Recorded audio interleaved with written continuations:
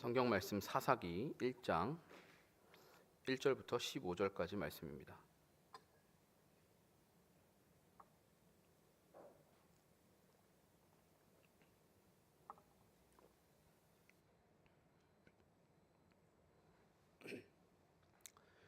구약성경 사사기 1장 1절부터 15절까지 말씀,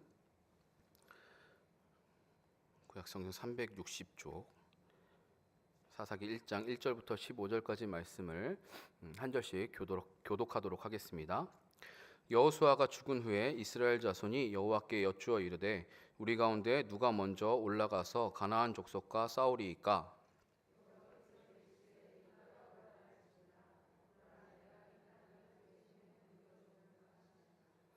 유다가 그의 형제 시므온에게 이르되 내가 제비 뽑아 얻은 땅에 나와 함께 올라가서 가나안 족속과 싸우자. 그리하면 나도 내가 제비 뽑아 얻은 땅에 함께 가리라 하니 이에 시므온이 그와 함께 가니라.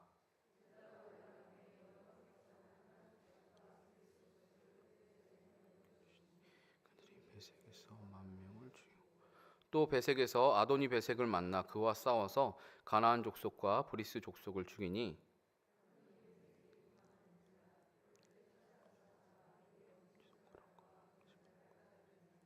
아도니 베색이 이르되 옛적에 70명의 왕들이 그들의 엄지손가락과 엄지발가락이 잘리고 내 상 아래에서 먹을 것을 줍더니 하나님이 내가 행한 대로 내게 갚으심이로다 하니라. 무리가 그를 끌고 예루살렘에 이르렀더니 그가 거기서 죽었더라.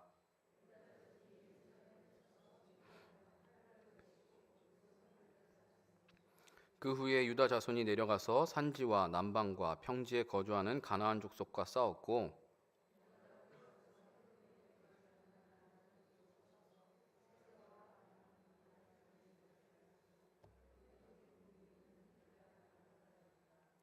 거기서 나아가서 드빌의 주민들을 쳤으니 드빌의 본 이름은 기럇 세벨이라.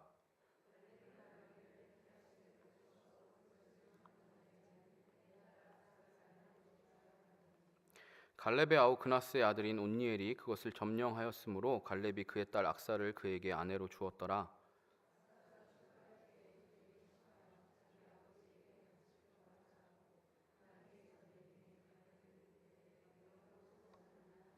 함께 읽습니다. 이르되 내게 복을 주소서. 아버지께서 나를 남방으로 보내시니 샘물도 내게 주소서 하매 갈렙이 윗샘과 아랫샘을 그에게 주었더라. 아멘. 네, 오늘부터 2월 한 달 동안 매주 금요일에 제가 설교를 하게 되었습니다. 처음에 이 금요일 이 2월 이제 한 달 동안 금요일에 이제 설교를 하게 되기로 결정하고 나서 뭔가 시리즈로 좀 설교를 해야겠다고 생각하고 나서 그러면 4번 정도 나눠서 설교를 하면 좋을 만한 본문이 무엇이 있을까 이렇게 생각해 보았습니다. 근데 따지고 보니까 횟수로는 4번인데 이번 달에 구정 설날이 딱 금요일이라서 아마 그 금요일 날은 금요철야 예배가 없을 거고요. 총 3번의 말씀을 이제 나누게 되는데 그것도 다음 주는 청년부 겨울 수련회 저녁 집회 겸 금요철야라서 이게 시리즈 설교가 가능할까? 그렇게 따지고 보면 사실 시리즈가 안 되거든요. 한 번 내지 2번인데 이게 무슨 시리즈인가 이런 고민에 빠지게 됐습니다. 전부터 제가 이 사사기 말씀을 좀 나누고 싶은 마음이 있기도 했지만 이번 금요일에 이제 쭉 설교를 하게 되면서 나름 기도하고 또 응답으로 선택한 본문이 이 사사기였습니다. 그래서 시리즈로 설교할 수 있나 이제 갈등이 되니까 그냥 큐티인 본문으로 할까? 큐티인 본문 하는 거 그 본문을 가지고 할까? 이렇게 막 고민했는데요. 결국에는 이제 사사기로 하기로 했습니다. 그래서 시리즈를 과연 끝까지 제가 다 할 수 있을지 모르겠으나 한번 쭉 같이 사사기 말씀을 나눴으면 좋겠습니다. 제가 이 사사기로 말씀을 여러분들과 함께 나누려고 하는 이유는요. 크게 2가지입니다. 먼저 첫 번째는 오늘날 이 땅을 살아가는 성도들의 삶과 또 사사기에 나와 있는 이스라엘 백성들의 모습이 너무나 닮아 있기 때문입니다. 축복의 땅에 들어가서 평화롭게 그 젖과 꿀을 누리면서 살 줄 알았던 이스라엘이 그들의 죄악으로 타락해서 전혀 평화롭지 못한 삶을 살아가는 모습을 그리고 있는 게 바로 사사기입니다. 오늘날 믿음의 선조들의 기도와 눈물로 우리는 수많은 축복과 또 신앙생활을 하기에 너무나 좋은 환경을 가졌지만 오히려 하나님을 떠나서 죄를 짓고 고통과 애통의 삶을 살아가고 있습니다. 우리 자신의 죄악을 직시하고 그 문제를 들춰내는 것은 분명히 고통스럽고 괴로운 일이지만 진정 우리가 이 평화와 축복의 삶을 누리기 위해서는 우리 자신을 직시하는 것, 죄의 문제로부터 우리 자신을 직시하는 것이 너무나 중요할 것입니다. 그래서 그렇게 직시하는 그런 부분에서 두 번째 이유는 우리 교회가 요즘 큐티인으로 말씀 훈련을 하고 있잖아요. 여러 번 언급되고 강조되었지만 큐티인의 특징이자 강조점이 바로 말씀을 통해서 성경에 나타나는 그 죄의 문제들, 드러나는 그런 죄악의 문제들이 나의 문제로 또 내 죄로 받아들여지고 또 그것을 점검하면서 나 자신을 끊임없이 점검하고 회개할 수 있다라는 것입니다. 계속 저도 이제 큐티인을 가지고 묵상을 하면서 날마다 우리의 죄를 발견하고 회개하는 것의 중요성을 느끼고 있습니다. 그래서 죄로 물든 우리 자신을 점검하기에 이 사사기 본문도 참 좋거든요. 왜냐하면 이제 죄악된 얘기밖에 안 나와요. 거의 좋은 얘기가 별로 없어요. 뒤로 갈수록 그런 이제 내용을 비춰보면서 우리 자신을 점검하기에 참 좋은 본문인 것 같아서 이 본문을 나누게 되었습니다. 우리가 오늘 말씀을 나누기 전에 한 가지 좀 생각하고 가야 될 것은 여러 번 뭐 이 이야기들이 있었지만 자꾸 우리가 성경을 묵상하거나 말씀을 들으면서 이것이 나와는 별개의 이야기다라고 생각하는 태도가 있습니다. 나랑은 상관없는 일이다. 그 내용 나도 다 안다. 저에게 뭐 다 아는데 뭐 뻔하지 뭐 이런 태도가 우리 안에 있으면서 그걸 대수롭지 않게 치부하는 경우들이 있기도 하고요. 나는 이 말씀으로부터 그 죄의 문제에 대해서 나는 예외다라는 그렇게 생각하는 태도가 우리 안에 있습니다. 물론 정말 잘할 수도 있습니다. 물론 말씀대로 지켜 행하고 정말 잘할 수도 있지만 우리는 끊임없이 이 말씀의 거울에 나 자신을 비춰서 회개하고 돌이켜야만 합니다. 부디 오늘 말씀을 들으시고 말씀에 비추어서 자신을 돌아볼 수 있는 저와 여러분 되기를 간절히 소원합니다. 오늘 이 사사기 말씀은요, 이제 여호수아가 죽은 후에 이스라엘 백성들이 가나안에 정착해서 살아가는 그런 이야기입니다. 여호수아가 죽은 후에 아직 가나안 안에는 정복해야 될 땅들이 여전히 남아 있었습니다. 그 약속의 땅 가나안은 그냥 들어가서 살기만 하면 되는 땅이 아니라 들어가서 전쟁을 하면서 치열하게 그 땅을 차지하기 위해서 힘쓰고 애쓰고 했어야 했습니다. 쟁취를 해야만 하는 땅이었습니다. 이들이 정복해야 될 가나안 땅은 하나님께서 언약으로 주신 땅이기도 했지만 동시에 이스라엘 자손을 온 열방의 구원의 통로로 사용하시기 위해서 연단하시고 또 머무르게 하시는 어떠한 사명이 있는 그러한 곳이었습니다.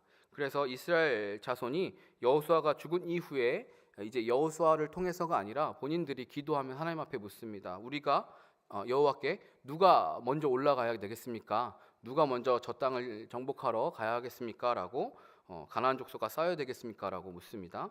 여호와께서 유다가 먼저 올라가라고 말씀하시면서 내가 그 땅을 그의 손에 넘겨주었다라고 이렇게 승리를 이미 선포하십니다.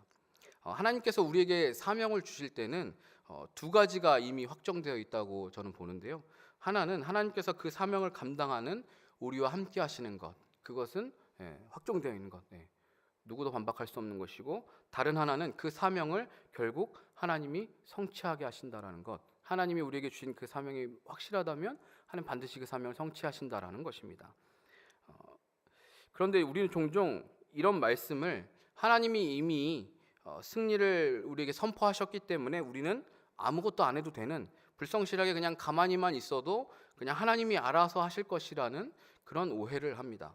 그러나 하나님께서 당신의 백성을 세우셔서 사명을 감당하게 하실 때에는 하나님께서 함께 하심과 승리를 약속하시지만 이 약속하시는 것이 이루어지려면, 제대로 성취가 되려면 반드시 전제되어야 되는 두 가지 필수 조건이 있습니다. 첫째는 하나님의 말씀에 온전히 순종할 때, 우리가 하나님의 말씀에 온전히 순종할 때 그 약속이 이루어지는 것이고, 둘째는 내가 온 힘을 다해서 그 사명을 감당해야 한다는 것입니다. 나는 아무것도 안 하고 가만히 있는 게 아니라 온 힘을 다해서 그 사명을 이루기 위해서 내가 최선을 다해야 한다는 것입니다. 물론 우리가 하나님의 말씀에 온전히 순종하지 못하고 그 사명을 제대로 감당하지 못해도 하나님께서 선포하신, 하나님이 약속하신 그 일을 반드시 이루십니다. 그러나 그렇게 되면 그 승리와 그 사명은 진정 나의 것이 될 수 없는 것이죠. 사명을 받아들이고 감당하는 것은 결국 하나님을 향한 믿음이 있기 때문에 할 수 있는 것입니다. 그러므로 내가 가진 능력으로는 불가능해 보이지만, 나에게 주어진 사명이 내가 가진 능력으로는 불가능해 보이지만 하나님이 함께 하시고 하나님이 승리를 이미 약속하셨기 때문에 믿음으로 그 길을 가는 것이 우리가 믿음으로 사명을 감당하는 방법입니다. 그런데 이것까지는 우리가 어느 정도 잘 출발을 합니다. 나름 하나님 앞에 묻고 기도하면서 내 사명이 무엇인지 찾으려고 애쓰죠. 그런데 정작 내 삶에 사명이 주어졌을 때, 이렇게 하기를 하나님 원하시는 걸 안 하는 그 사명이 주어졌을 때는 우리가 온전히 하나님의 말씀에 순종하기보다는 자꾸만 내 방식, 나에게 익숙한 방식, 내 계산을 통해서 계산을 하면서 그 일들을 해결해 나가려고 합니다. 처음에는 하나님께 묻지만, 처음엔 하나님 이게 맞나요? 이렇게 해야 될까요? 라고 물어놓지만 결국에 그 일을 실행할 때에는 내가 익숙한 방법, 내가 편리한 방법, 내가 잘할 수 있는 방법, 내게 유리한 방법을 선택하고, 이게 더 합리적이야, 이게 더 이익이 되는 방법이야 라고 생각하면서 그렇게 여겨지는 것들을, 합리적이라고 여겨지는 것들을 우리는 선택합니다. 본문 3절을 보시면 가나안 족속과 먼저 싸울 지파로 하나님께서 유다를 지목하시죠. 그런데 그 다음에 보면 유다가 그의 형제인 시므온과 함께 올라갈 것을 제안합니다. 이것이 언뜻 보기에는 굉장히 합리적이고 지혜로운 방법으로 보입니다. 심지어 시므온 지파는 유다 지파와 바로 옆에 있는 지역을 차지하고 있는, 그 분배받은 땅이 굉장히 가까운 그런 지파고요. 또 유다와 시므온이라는 인물 자체도 한 어머니인 레아에게서 태어난 같은 동복 형제인 것이죠. 사람의 눈으로 보기에는 이 형제 동맹이 매우 타당해 보이고 적절해 보입니다. 그게 형제랑 같이 기왕 땅 정복하는 거 옆에서 도와주면 좋지 이렇게 생각할 수 있죠. 근데 자세히 보면 유다는 하나님의 말씀을 온전히 순종한 것이 아니라 부분적으로만 순종한 것입니다. 만약 유다와 시므온이 올라가야만 했다면 애초에 하나님께서는 유다와 시므온이 올라가라 라고 말씀하셨을 것입니다. 유다 또한 하나님 앞에 시므온과 함께 나아가는 것이 옳은지를 물어봤어야 했을 것입니다. 그러나 유다는 하나님께 한 번 물어보고 그 다음에는 자기의 편하고 좋아 보이는 방법으로 이 사명을 감당해 갑니다. 유다는 자신들의 생각과 인식은 아무런 점검 없이 그냥 돌아보지도 않고 선택하지만 하나님의 명령에는 부분적으로만 선택해서 순종하고 있습니다. 물론 이런 불안정한 순종에도 하나님은 이 유다를 사용하셔서 가나안 땅을 정복해 가시고 또 그렇게 뜻을 이루어 가시지만, 이런 유다가 자기 주장을 앞세우는 이런 태도는 사사기를 보면, 지금 유다로 지금 대표되는 거지만 사사기를 보면 점차 자기의 주장을 앞세우고 하나님의 말씀과 명령보다 자기의 주장, 자기의 생각을 앞세운 이 이스라엘 백성들이, 그 모습이 점차 강화되어서 후에는 결국 이스라엘인들이 마지막에 가면 각자 자기 소견대로 행동하는 그 모습으로 바뀌게 됩니다. 결국 사사기 끝을 가서 보시면 아시겠지만 이스라엘 백성들이 얼마나 비참하고 끔찍한 죄악 가운데 살아가고 있는지가 보여집니다. 처음에는 하나님의 말씀을 순종하는 척했지만 그것이 거듭되고 하나님의 말씀을 부분적으로만 순종하고 온전히 순종하지 않았을 때 이들의 삶이 점점점 하나님의 뜻이 아니라, 하나님의 말씀이 아니라 자기의 소견대로 행하는 모습으로 바뀌어갔더라는 것이죠. 완전한 순종은 하나님의 말씀을 있는 그대로 지키는 것입니다. 거기에서 무엇인가 더하거나 빼는 것이 아니라, 내 생각을 더하고 내 의견을 첨부해서 하는 것이 아니라 하나님의 말씀을 있는 그대로 순종하는 것이 완전한 순종입니다. 생각해 보십시오. 부부가 결혼을 해서 1년 동안 같이 살았는데요, 단 하루만 바람을 피웠고 나머지 364일 동안 나의 배우자만 사랑했기 때문에 그럼 그 사람은 제대로 사랑을 한 것일까요? 난 딱 하루만 바람을 폈어. 나머지 364일은 널 사랑했잖아. 그럼 그 사람은 완전한 사랑을 한 사람인가요? 아니잖아요. 단 다른 사람에게 마음을 주었다면 그 사람은 참된 사랑을 한 것이 아닙니다. 간음을 한 것이죠. 하나님은 99% 헌신된 100명보다 100% 헌신된 한 사람을 원하신다라는 말이 있습니다. 하나님께서는 우리에게 바로 이런 완전한 사랑, 완전한 순종을 요구하십니다. 우리의 마음 전부를 하나님은 원하십니다. 나의 생각과 지혜가 아무리 합리적으로 보이고 타당해 보여도 그것을 내려놓고 하나님의 말씀에 순종하고 성령님이 이끄시는 길로 가는 것이 바로 사명을 감당하는 그리스도인들에게 필요한 태도입니다. 제가 대학생 시절에 그 선교단체에서 훈련을 받을 때 많이 했던 기도가 하나님의 음성을 듣는 기도 뭐 이런 것이었어요. 그래서 전도여행을 이제 가곤 했을 때 뭐 물론 항상 그랬던 것은 아니지만 기도하면서 그때 하나님이 주시는 마음들 혹은 음성들 이런 것들을 캐치해서 그걸 가지고 정했던 적이 있었습니다. 그래서 한번 제가 1학년 때인가 기도하면서 그냥 생각나는 지역이 나주였어요. 그래서 그냥 무작정 나주로 갔습니다. 나주역에 내려서 이제 뭐 하지? 그때부터 또 다시 기도하는 거예요. 계속 하나님 앞에 묻고. 그렇게 훈련을 했던 이유 중에 하나는 우리가 나의 생각과 나의 의견을 앞세우는 것이 아니라 하나님의 음성에만 집중해서 하나님의 말씀에만 순종하기 위한 그런 훈련이었던 것이죠.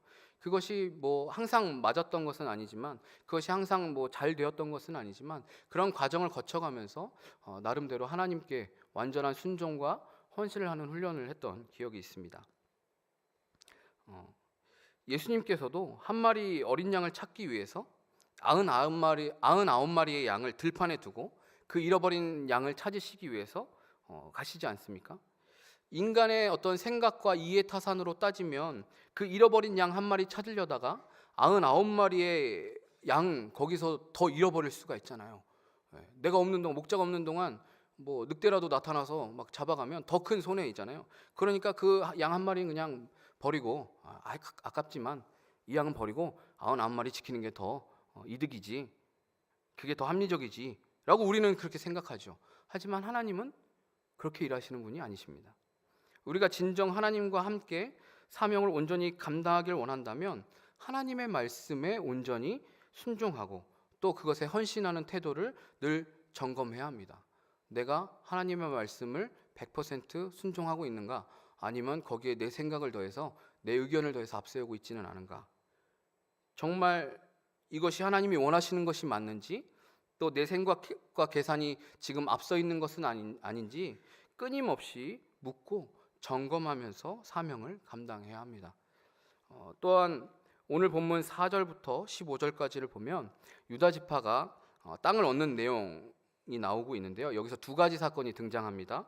하나는 베색의 왕인 아도니 베색이 엄지 손가락과 엄지 발가락이 잘린 후에 끌려가서 유다 백성들이 이제 유다 지파에 끌려간 거죠. 끌려가서 예루살렘에서 이제 죽게 되는 이야기고요. 두 번째는 갈렙의 딸 악사가 온니엘과 결혼한 후에 아버지에게 요청해서 샘물을 얻는 그런 내용입니다. 이 두 가지 내용이 약간은 서로 연관성이 없어 보여요. 별로 이제 언뜻 보기에는 연관성이 없어 보이지만 이 약속의 땅에 들어갈 때에 약속의 땅에 들어가서 살 때의 삶, 그 두 가지의 가능성을 대조해서 보여주는 것입니다. 약속의 땅에서 들어가 살면 두 가지의 삶이 있을 것이다. 근데 그 두 가지 가능성 중에서 어떤 것을 선택할 것이냐를 예시로 보여준다고 할 수 있습니다. 하나는 죽음의 길이고 다른 하나는 생명과 축복의 길인 것입니다. 아도니 베색은 바로 죽음의 길을 보여주는 것이고 이 온니엘과 악사는 생명의 길을 보여줍니다. 아도니 베색은 굉장히 강력한 권력을 또 군사력을 가진 왕이었습니다. 7절에서 스스로 뭐라고 이야기하냐면 자신이 과거에 70명의 왕들의 엄지손가락과 발가락을 잘라서 자신의 상 아래에서 먹을 것을 줍게 했었다. 그런데 이제는 자신이 그러고 있다고 하면서 하나님이 자기가 행한 대로 갚으신다라고 이야기를 하죠. 이 고대 전쟁에서 승리를 하면 상대편 군사 또 혹은 왕의 수족의 그 엄지가락을 찍어버렸습니다. 잘라버렸습니다. 왜 그렇게 했냐면 다시는 무기를 잡지 못하게 하기 위해서. 엄지손가락이 있으면 뭔가 물건을 쥘 수가 없잖아요. 그렇게 해버림으로 해서 다시는 대항하지 못하도록 굉장히 잔인하게 상대방을 이제 능욕하는 그런 행위인 거죠. 그리고 더 치욕스럽게 상 아래에서 먹을 것을 줍게 하는 것이죠. 그래서 마치 개가 된 것처럼, 정말 짐승이 된 것처럼 그런 치욕을 주고 노예보다 더 괴롭고 끔찍한 삶을 살게 만드는 것입니다. 그리고 이 예루살렘에 경고하기 위해서, 아직 이제 예루살렘이 정복되기 전인데, 이 아도니베섹을 이런 끔찍한 모습을 예루살렘으로 끌고 가서 보여주면서 이 유다 지파에 대항하는 자들은 다 이렇게 될 것이다라고 그렇게 예시로 보여주고, 유다에게 대항하는 자들의 종말이 어떤지를 보여주고, 이 아도니베섹은 처참하게 이렇게 죽고 맙니다. 한때는 세상을 다스리고 정복했던 막강한 권력의 왕이 자기가 했던 그대로 자신이 당해서 죽게 된 것이죠. 아무리 이 세상에 우리가 막강한 권력과 또 넘치는 부를 가진다고 한들 그것이 영원하지 못한 것입니다. 여호와를 섬기지 않는 한, 여호와 하나님만을 우리가 섬기지 않는 한 결국은 이런 비참한 말로를 맞이할 수밖에 없습니다. 우리는 자꾸만 세상에 좋아 보이는 그것들을 부러워하고 그것들을 누리기를 원합니다. 그러나 우리가 갈망하고 소망해야 되는 것은 여호와 하나님이시지 잠시 있다 사라져버릴 세상의 것들이 아닙니다. 자꾸만 근데 우리는 그것이 좋아 보니까 우리의 눈을 그쪽으로 돌려서 나도 저러고 싶다 라고 생각하는 것이죠. 하지만 성경이 항상 보여주듯이 그런 하나님을 떠나서 하나님께 순종하지 않고 하나님을 섬기지 않은 자들의 결말은 항상 이렇게 비참한 것입니다. 반면에 악사와 온니엘의 이 이야기는 여호와와 맺은 그 언약을 성실하게 이행했을 때, 하나님의 말씀, 하나님의 약속을 순종하고 지켰을 때 그들이 얼마나 풍성한 생명을 누릴 수 있는지를 보여줍니다. 유다 자손이 예루살렘을 점령하고 계속 산지와 남방 평지들을 정복해 갔습니다. 그러던 중에 여러분도 잘 아시는 갈렙이 유다 지파였거든요. 이 갈렙이 기럇세벨을 정복하기에 이르게 됩니다. 갈렙이 그곳을 점령하는 자에게 뭐라고 선포하냐면, 갈렙이 이곳을 점령하는 자에게 내 딸을 아내로 삼게 해주겠다라고 약속합니다. 그래서 이에 갈렙의 친척이기도 했던 온니엘이 그곳을 아주 담대하게 점령합니다. 온니엘은 이후 이 사사기 3장의 첫 사사로 등장하는 인물이기도 한데요. 갈렙의 딸인 악사가 그렇게 이제 온니엘과 이제 혼인하게 되면서 출가를 하게 됐을 때 남편인 온니엘에게 자기 아버지에게 밭을 구하도록 이야기를 합니다. 그래서 14절에 보면 악사가 출가할 때에 그에게 청하여 자기 아버지에게 밭을 구하자 하고, 그래서 남편과 의논해서 우리 아버지에게 땅을 달라고, 밭을 달라고 이야기합시다. 그래서 그 밭을 얻어낸 것이죠. 그렇게 이제 땅을 얻어내고요. 더 나아가서 악사는 여기서 멈추지 않고 더 나아가서 샘물까지 구합니다. 자기 아버지에게 직접 가서 이야기하면서 내게 복을 주소서, 아버지께서 나를 남방으로 보내시니 샘물도 내게 주소서라고 하면서 샘물까지 구합니다. 남방에 땅을 주셨으니까 샘물도 주셔야 됩니다라고 말을 하는데요. 이 악사와 온니엘이 아버지에게 받은 그 남방 땅은 강수량이 많지 않은 지역이기 때문에 샘물이 절대적으로 필요한 곳이었다고 해요. 그래서 아무리 좋은 땅이 있어도, 아무리 넓은 땅이 있어도 그 땅에 씨를 심고 농사를 해야 되는데 거기에 공급해야 될 물이 없으면 아무런 소용이 없잖아요. 그러니까 이 샘물을 이 악사가 지혜롭게 아버지에게 구했던 것입니다. 언약의 땅을 성실하게 정복한 이 용사였던 온니엘과 또 지혜롭고 현숙한 여인이었던 악사가 이렇게 언약을 성실하게 지켜나가고 하나님의 말씀에 순종했을 때 축복과 생명을 누렸던 것이죠. 땅과 샘물은 생명을 상징하지 않습니까? 그들이 그 생명을 누리게 됐던 것입니다. 이들의 모습은 여호와와 맺은 언약을 지킨 그 백성이 여호와 하나님으로부터 얼마나 풍성한 생명을 얻을 수 있는지를 보여주는 것입니다.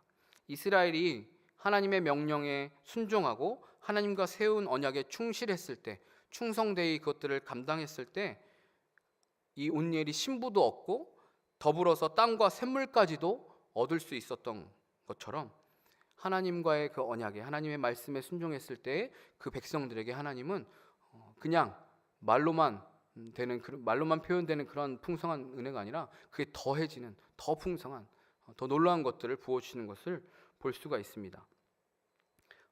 이들이 가나안 사람들과 싸워서 이 땅을 정복하고 쟁취할 용기와 믿음만 있다면 얼마든지 하나님이 주시는 풍요로움과 생명의 축복을 누릴 수 있었던 것입니다. 이스라엘 백성들에게는 지금 이 두 가지의 가능성이 제시되고 있는 것입니다. 하나님을 택할 것인가, 하나님을 잘 섬기고 하나님께 100% 헌신된 태도로 하나님의 말씀에 순종해서 생명의 풍성함을 누릴 것이냐, 아니면 하나님을 섬기지 않고 거역해서 이 아도니 베셋과 같이 아주 비참하고 끔찍한 치유를 맞게 될 것인가. 생명의 길과 죽음의 길이 제시되는 것이죠. 우리 그리스도인들에게도 결국에 이 두 가지의 길이 제시되는 것입니다. 하나는 죽음의 길, 하나는 생명의 길. 하나님을 섬기지 않는 인생은 잠깐 번영과 풍요를 누릴 수는 있지만 그것이 영원하지 않고 그 결말은 비참한 죽음의 길입니다. 하나님을 섬기고 목숨을 걸고 언약을 지키는 자들은 하나님께서 그들의 생명을 지키시고 그들에게 생명의 길과 더불어서 풍성한 축복을 누리게 하시는 것입니다. 이스라엘 사람들이 이후에 하나님을 떠났다고 해서, 하나님을 배반했다고 해서 그들이 더 이상 여호와 하나님을 섬기지 않고, 여호와 하나님은 믿지 않고 여호와 하나님 이제 모른 척하고 누구야 몰라 이렇게 하는 것이 아니고, 그렇게 하고 그렇게 떠나서 바알과 아세라만 그렇게 섬겼던 것이 아닙니다. 이스라엘 백성들의 입장에서는 하나님을 섬기지 않았던 적이 단 한 번도 없습니다. 이들의 입장에서는 하나님을 떠났거나 하나님을 모른 척했거나 하나님을 잊고 살았던 적이 단 한순간도 없습니다. 다만 이들은 하나님 외에 다른 우상을 두지 말라고 하셨는데 하나님과 다른 우상들을 같이 섬겼던 것입니다. 가나안 땅에 들어가서 이스라엘 백성들은 여호와 하나님을 모른 척했던 것이 아니라 여호와 하나님도 섬기고 바알도 섬기고 아세라도 섬기고, 그래서 마치 종교를 많이 믿으면 더 많은 축복을 얻는 것 같이 착각하는 것처럼 이들이 그런 선택을 했었던 것이죠. 또한 다음 주에도 이제 나누겠지만 이스라엘이 하나님의 말씀에 완전히 불순종했던 것도 아닙니다. 어떻게 보면 그들은 하나님이 말씀하신 대로 가나안 땅을 정복했습니다. 정복을 안 했죠. 다만 이제 100% 완벽하게 다 하지는 못했을 뿐입니다. 가나안 거민을 모두 정복하고 또 그들을 멸절시키라는 하나님의 명령을 그들이 완전히 지키지 않았습니다. 그들이 하는 것이 힘들었을 뿐이지 그것을 할 수 있었는데도 불구하고 그들은 그것을 지키지 않고 적당히 타협을 합니다. 자신들의 방법에 이렇게 하는 것이 더 낫겠다.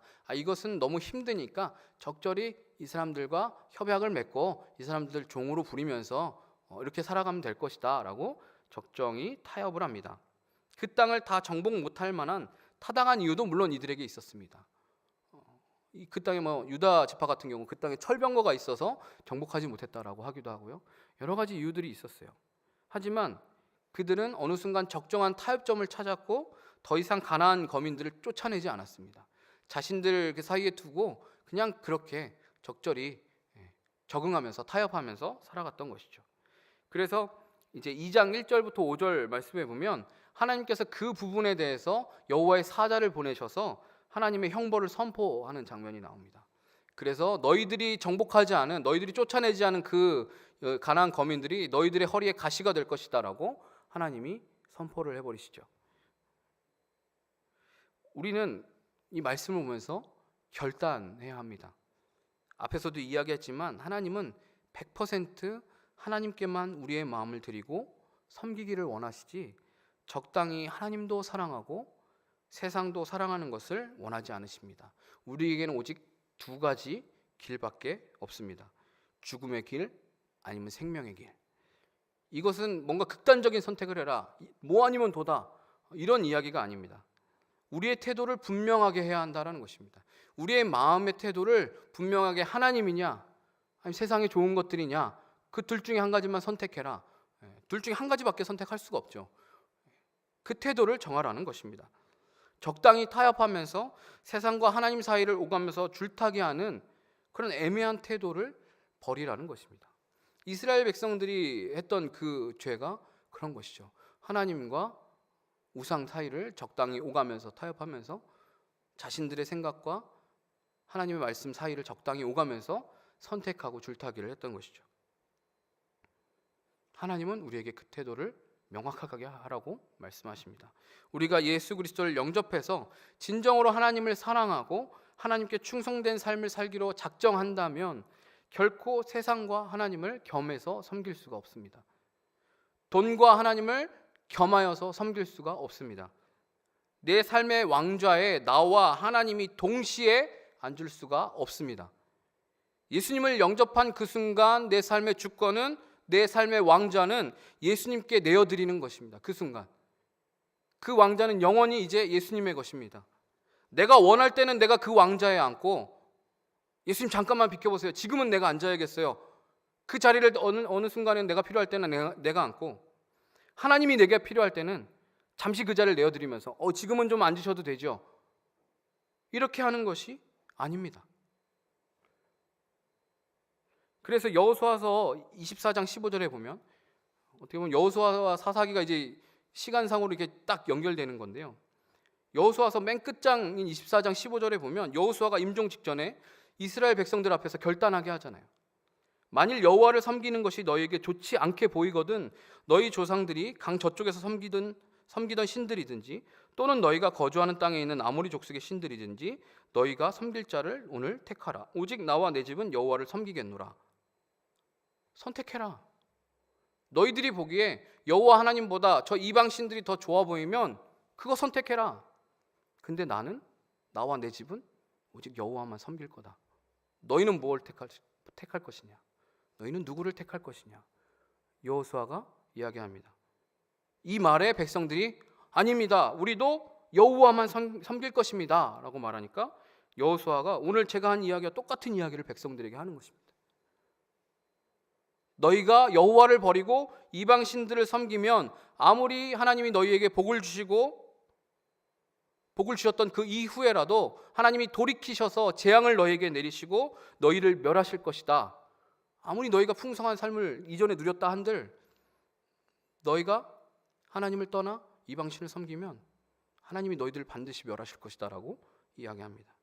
그러면서 너희 하나님은 질투하시는 하나님이다 라고 이야기하죠.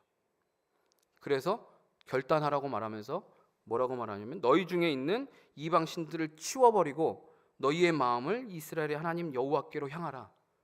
마음의 태도를 여호와 하나님께 향하라 라고 말합니다. 너희들이 몰래 숨기고 갖고 있었던 그 이방신들, 몰래 너희들이 갖고 있었던 그 우상들 다 갖다 버리고 너희의 태도를 여호와께로 향해라. 그게 너희가 살 길이다 라고 이야기하지 않습니까? 여기서 택하라는 것이 결국 오늘 이 이야기했던 두 가지 길 중에서 선택하라는 것과 같은 의미인 것입니다. 죽음의 길로 갈 것인가, 생명의 길로 갈 것인가. 여러분이라면 과연 어떤 길을 선택하시겠습니까? 그리고 지금 우리는 어떤 길을 향해서 발걸음이 향하고 있습니까? 죄가 무엇이죠? 하나님을 떠나서 하나님 없이 살 수 있다고 여기는 것이 죄라고 했죠. 아버지 품을 떠나서 내 힘으로 나 마음대로 살면 행복하겠지, 이렇게 하면 내가 잘 살 수 있겠지라고 생각하고 아버지를 떠나는 것, 그게 죄입니다.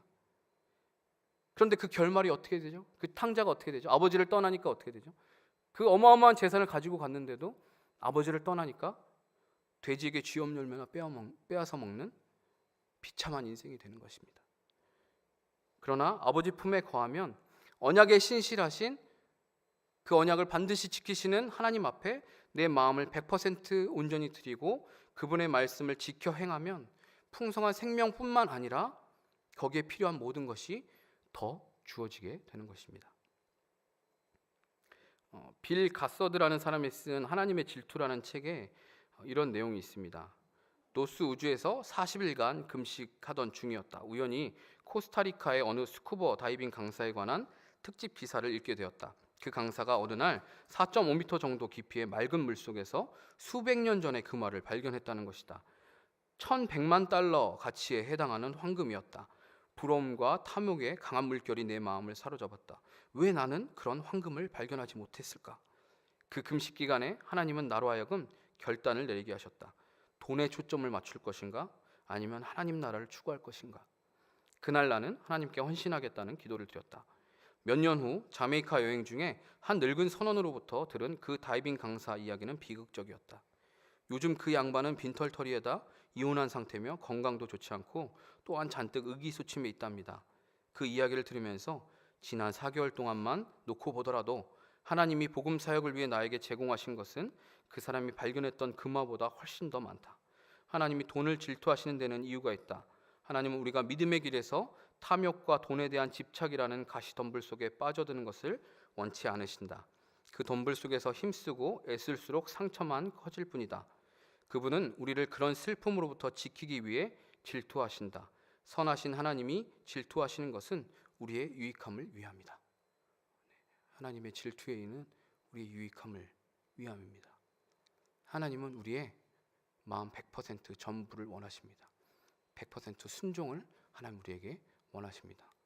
우리의 마음이 하나님께 온전히 향해서 하나님과 함께 있기를, 하나님 곁에 머물기를, 하나님을 따르고 하나님을 순종하기를 하나님 원하십니다. 요즘 예훈이가 제게 가장 많이 하는 말이 뭔지 아세요 혹시? 예훈이가 저에게 제일 많이 하는 말이 아빠 교회 가지 마. 네, 그런 말을 하면 안 되는데 예훈이가 이제 저한테 제일 많이 하는 말이 아빠 교회 가지 마예요. 제가 옷을 입으면 아빠 교회 가? 라고 물어봐요. 제가 안 보이면 엄마한테 뭐라고 물어보냐면 아빠 교회 갔어? 라고 물어봐요. 그리고 제가 아빠 이제 교회 갈 거야 라고 말하면 아빠 오늘 늦게 들어오는 날이야? 라고 말을 해요. 네. 제가 교회를 가면 늦게 들어오니까 예은이는 그게 싫은 거예요. 아빠랑 놀아야 되는데 아빠랑 같이 시간을 보내고 싶은데 아빠가 교회만 가면 늦게 오니까 아빠 보고 교회 가지 말라고 자꾸 이렇게 이야기를 하는 것이죠. 그럴 때마다 예은이에게 참 제가 많이 미안해집니다. 집에서 아빠와 함께하는 시간을 이 아이는 오롯이 누리기 원하는데 아들은 계속해서 그 시간을 아빠에게 요구해요. 아빠 나랑 놀자. 아빠 교회 가지 말고 나랑 놀자. 뭐 제가 아무리 설명해도 소용이 없어요. 아빠가 되게 중요한 약속이 있어. 아빠가 꼭 가야 돼. 아빠가 안 가면 안 돼. 라고 얘기해도 뭐 전혀 그런 거는 상관없어요. 논리, 뭐 이유 전혀 상관없어요. 그건 모르겠고 나랑 놀아야 되니까 지금 당장 놀아야 되니까 가지 말라고. 난 아빠랑 놀고 싶다고 그렇게 이야기합니다. 그렇게 계속해서 자꾸만 아빠 나랑 놀아달라고 자꾸 요구를 합니다. 그만큼 이 아이에게는 아빠와 함께 놀고 행복하게 웃고 장난치는 그 시간이 가장 중요한 것이죠. 하나님께서도 우리의 마음이 그렇게 오롯이 하나님께만 향하기를 원하십니다. 우리가 다른 것 보지 않고 우리가 다른 것에 우리의 마음을 쏟는 것이 아니고 오직 우리의 마음을 다 하나님께 쏟기를 원하십니다. 하나님은 우리에게서 단 1%라도 하나님을 향한 마음을 빼앗아 간다면 그 빼앗아 가는 것을 질투하실 것입니다. 그리고 그것을 미워하실 것입니다. 오늘 사사기 1장 말씀을 함께 우리가 살펴보았습니다. 약속의 땅에 들어간 이스라엘 백성들에게는 그 땅을 완전하게 정복해야 되는 사명이 있었습니다. 그 사명을 감당함에 있어서 그들에게 필요했던 것은 바로 하나님의 말씀에 대한 온전한 순종과 헌신이었습니다. 군사력도 아니고 모세와 여호수아 같은 뛰어난 지도자도 아니었고 뭔가 강력한 철병거와 같은 무기도 아니었고 그들에게 오직 필요했던 것은 하나님의 말씀에 대한 온전한 100% 헌신과 순종뿐이었습니다. 나의 생각, 지혜를 의지하는 것이 아니라 하나님의 말씀에만 온전히 순종하는 것이었습니다. 그리고 언약에 신실하신 하나님을 섬기면서 하나님께 충성된 삶을 사는 사람과 하나님을 섬기지 않는 자의 삶이 어떤 길인지 두 가지 사건을 통해서 오늘 우리에게 하나님은 제시하고 계십니다. 죽음의 길을 택하든지 생명의 길을 택하든지 오늘 성경이 우리에게 택하라고 외치는 두 가지 길은 결국 사사기 바로 앞에 여호수아가 마지막에 백성들에게 너희에게 좋아 보이는 이방 신들을 섬길지 여호와 하나님만 섬길 것인지 택하라 하는 이 질문과 외침과 동일한 것입니다. 오늘 말씀은 결국 하나님을 향한 우리의 마음과 태도가 순도 100%인가 아닌가에 대한 질문입니다. 기도는 하지만 하나님이 인도하시는 길로 가지 않으려고 하고 내 뜻대로 하고 있지는 않습니까? 분명히 기도해 봤어라고 말은 하지만 결국 그 일을 처리하는 데는 하나님 주신 마음대로 그렇게 하는 건 아닌 것 같은데 이렇게 하면 나에게 이런 손해가 있을 텐데 적절히 피해가면서 내가 선택해서 하나님의 말씀을 순종하고 있지 않습니까? 하나님의 말씀보다 내 생각과 계산이 앞서고 있지 않습니까? 이렇게 해서는 나에게 좋을 게 없는데 라는 계산, 100% 헌신된 마음을 드리지 않고 99%만 드리고, 하나님 이 1%만큼 내가 포기 못하겠습니다, 이거만큼은 내가 못 드리겠습니다 라고 욕심내고 있지 않습니까? 사랑하는 여러분, 오직 저와 여러분 그리고 우리의 가정과 우리의 교회는 오직 여호와만 섬기고 따르길 간절히 축원합니다. 오늘 우리의 태도를 100% 하나님께 향하여서 드리고, 또 내 생각대로가 아닌 하나님의 말씀에 온전히 순종하고 생명의 풍성함과 축복을 누리는 저와 여러분 되기를 간절히 부탁드립니다. 네, 함께 찬양할까요? 영광 임하소서 150장, 주님만 주님만 사랑하리.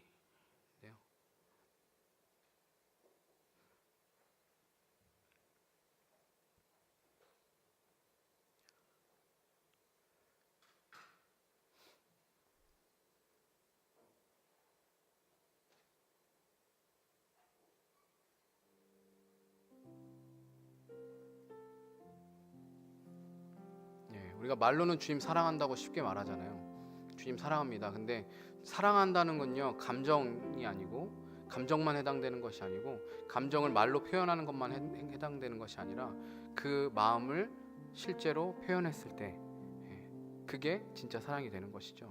우리가 주님을 사랑한다고 말할 때에는 하나님은 그 사랑을 뭐라고 말씀하시냐면 내 계명을 지키는 것이라고 말씀하십니다. 근데 그 계명을 우리는 그냥 어떤 때는 지키고 어떤 때는 적당히 안 지켜도 되고 그래도 된다고 생각합니다. 근데 하나님 우리에게 요구하시는 것은 100% 순종, 100% 헌신된 마음을 원하시는 것이죠. 다른 어떠한 누구에게도 우리의 마음을 하나님은 빼앗기고 싶어 하지 않으십니다. 우리의 마음을 오직 주님께만 드리겠다라는 고백을 담아서 이 찬양하겠습니다. 주님만 주님만 주님만 주님만 주님만 사랑하리. 나의 왕 나의 주님, 주님을 더욱 알기 원해. 나 주님께 오직 주께 경배하네.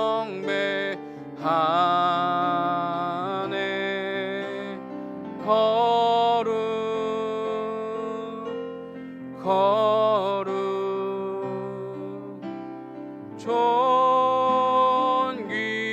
존귀하신 주 사랑합니다.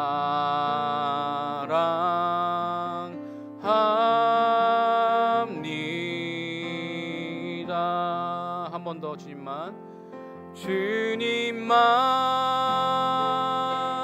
주님만 주님만 사랑하리. 나의 왕 나의 주님, 주님을 더욱 알기 원해.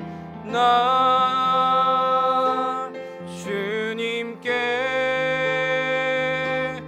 오직 주께 경배하네. 거룩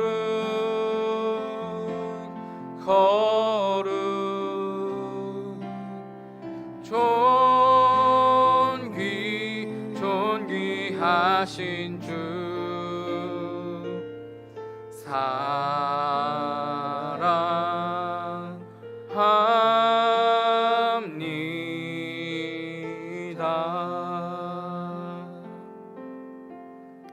함께 기도하겠습니다. 오늘 말씀을 기억하시면서 하나님, 하나님의 말씀에 순종하지 않고 내 생각과 지혜를 앞세웠던 교만한 나를 회개하기 원합니다.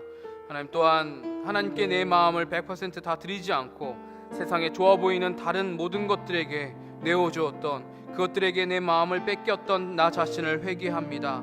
하나님, 주님만 사랑하고 주님의 말씀에 온전히 순종하겠습니다. 하나님보다 나를 앞세우지 않겠습니다. 그 무엇보다 하나님을 앞세우지 않겠습니다. 이렇게 함께 결단하며 기도하겠습니다.